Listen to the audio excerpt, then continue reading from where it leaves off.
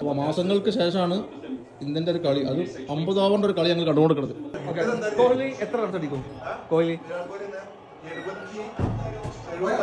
75 run അടിക്കും. Okay, ഈ കളിയിൽ ആരായിരിക്കും man of the match? Virat Kohli ആയിരിക്കും. ഓക്കെ, ഞാൻ നിങ്ങളോട് പലതവണ പറയുന്ന സുഹൃത്തെ, ഈ പൊരിക്കളികൾ ഉണ്ടാക്കുന്നത് എണ്ണ ചെല്ലാമോ? പലപ്പോഴും അവർ നോമ്പ് 1 മുതൽ ഈ എണ്ണക്കുപ്പിയൊക്കെ അവിടെ മാറ്റേണ്ടി വരും. സെഞ്ചുറി ഞാൻ എന്താണ് താങ്കളോട് പറഞ്ഞത്?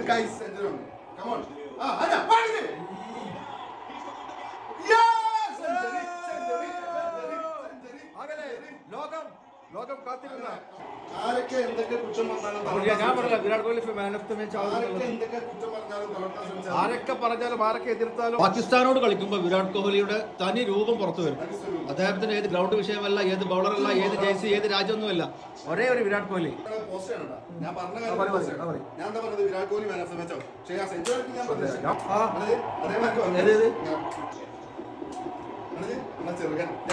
കാരണം അമിത്ഷായുടെ മകൻ അമിത് ഗ്രൗണ്ടിൽ കൊണ്ടാണ്.